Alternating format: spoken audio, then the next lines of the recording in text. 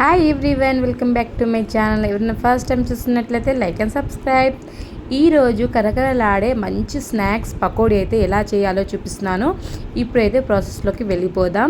ఇక్కడ నేను 1/2 kg onions అయితే తీసుకొని ఇలా అయితే మంచిగా కట్ చేసుకుంటున్నాను. పొట్టు తీసి చూడండి. ఆనియన్స్ ఎలా కట్ చేయాలంటే ఇలా పొడుగ్గా కట్ చేయాలి. నేను చూపిస్తున్నాను చూడండి. ఇక్కడ ఇలా పొడుగ్గా సన్నగా కట్ చేసుకోవాలి.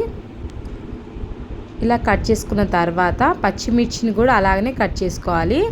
నేను ఇక్కడ ఆనియన్స్ మొత్తం కట్ చేసుకొని ఒక ప్లేట్లో అయితే సపరేట్ చేసుకున్నాను. ఇక్కడ పచ్చిమిర్చి కూడా కట్ చేసుకొని పక్కన పెట్టుకున్నాను. ఇప్పుడైతే మిక్సింగ్ బౌల్ తీసుకొని దీంట్లో కట్ చేసుకున్న ఆనియన్స్ అయితే వేసుకోవాలి. ఆ తర్వాత పచ్చిమిర్చి కరివేపాకు వేసుకోవాలి. సన్నగా తరుగుకున్న పచ్చిమిర్చి, ఆ తర్వాత 1 టేబుల్ స్పూన్ సాల్ట్ వేసుకోవాలి. తగినంత సాల్ట్ అయితే వేసుకోవాలి. ఇలా అన్నీ వేసుకున్న తర్వాత బాగా కలుపుకోవాలి. దీంట్లోంచి వాటర్ వచ్చే వరకు బాగా కలుపుకోవాలి.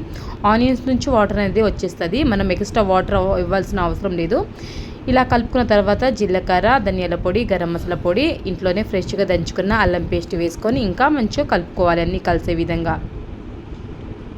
ఇలా కలుపుకున్న తర్వాత దీంట్లో 1 టేబుల్ స్పూన్ నేను ఇక్కడ కారం అనేది వేస్తున్నాను. కారం వేసుకోవాలి. టేస్ట్కి తగినంత కారం. స్పైసీగా కావాలంటే కొంచెం ఎక్కువనే వేసుకోవచ్చు. ఇలా వేసుకొని బాగా కలుపుకోవాలి. అన్నీ కలిసే విధంగా ఇలా బాగా కలుపుకోవాలి. కలుపుకున్న తర్వాత దీంట్లో 1 కప్పు శనగపిండి అయితే వేసుకున్నాను. ఆ తర్వాత ఇక్కడ 1 కప్పు కన్నా కొంచెం తక్కువ బియ్యం పిండి వేసుకున్నాను. ఇప్పుడు వేసుకున్న తర్వాత అన్నీ కలిసే విధంగా కలుపుకోవాలి. వాటర్ అస్సలు వేయొద్దండి. వాటర్ వేయకుండానే ఇలా మంచిగా కలుపుకోవాలి. మంచిగా ఆనియన్స్లో నుంచి వచ్చిన వాటర్తోనే ఇలా మంచిగా ముద్దలాగా పిండి అనేది కలుపుకోవాలి.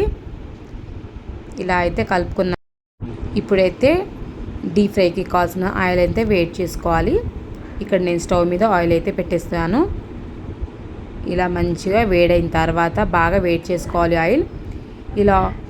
ఇలా వేడి ఆయిల్లో పకోడీలాగా వేసుకోవాలి. కొంచెం పిండి ఇలాగా వేసుకోవాలి. ఆయిల్ అనేది వేడిగా ఉండాలి. ఆ తర్వాత పకోడీ వేసుకున్న తర్వాత లో టు మీడియం ఫ్లేమ్లో వేసుకొని ఇలా మంచిగా ఫ్రై చేసుకోవాలి. చాలా సింపుల్గా ఇంట్లోనే చేసుకోవచ్చు పకోడీ అనేది.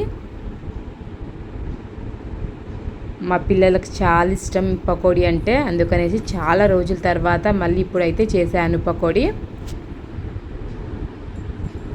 నేను కొంచెం వెయిట్ లాస్లో ఉన్నాను కాబట్టి, వెయిట్ లాస్ కోసం ప్రయత్నిస్తున్నాను కాబట్టి కొంచెం ఆయిల్ ఫుడ్ ఎక్కువ చేస్తలేను ఇంట్లో. అందుకనేసి చాలా రోజుల తర్వాత మా పిల్లలు చెయ్యి మమ్మీ, ఇంట్లోనే పకోడీ చెయ్యి మమ్మీ అనేసి అంటే ఈరోజు చేశాను. ఇక నేను ఇంట్లో చేస్తే కొంచెం ఇక నా నోరు ఆగదు. ఇక తింటూనే ఉంటాను కాబట్టి ఇంట్లో ఎక్కువ చేయను నేను. ఇక చాలా రోజుల తర్వాత ఇప్పుడైతే చేశాను. ఇలా స్టెప్ బై స్టెప్ ఇక పకోడీ అనేది చేసుకోవాలి ఫ్రెండ్స్. నేనైతే చాలా ఎక్కువనే చేశాను. ఒక 2-3 డేస్ అయితే వస్తుంది ఈ పకోడీ నాకు. మా పిల్లలు స్నాక్స్కి అయితే తీసుకెళ్తారు మార్నింగ్. మా పాపకు చాలా ఇష్టం. ఇలా కరకరలాడుతూ పకోడీ అనేది చేసుకోవాలి ఫ్రెండ్స్. చాలా బాగుంటుంది. మీరు కూడా తప్పకుండా ట్రై చేయండి. సింపుల్గా 20 మినిట్స్లో ఇంట్లో అయితే చేసుకోవచ్చు. ఇలా స్టెప్ బై స్టెప్ నేనైతే చేసుకుంటున్నాను. ఇక్కడ చూడండి, గిన్నె నిండా అయితే చేసుకున్నాను. మా ఆయన కూడా వచ్చి టేస్ట్ చేశాడు. చాలా బాగుంది, క్రిస్పీగా చాలా బాగుంది అంటుండు. నాకైతే చాలా హ్యాపీగా అనిపించింది. ఇలా మన ఆయన తింటూ కొంచెం పొగుడుతుంటే చాలా మంచిగా అనిపిస్తుంది. సరేనా ఫ్రెండ్స్, ఈ వీడియో కానీ నచ్చినట్లయితే లైక్ అండ్ సబ్స్క్రైబ్. నెక్స్ట్ వీడియోలో కలుద్దాం. బాయ్.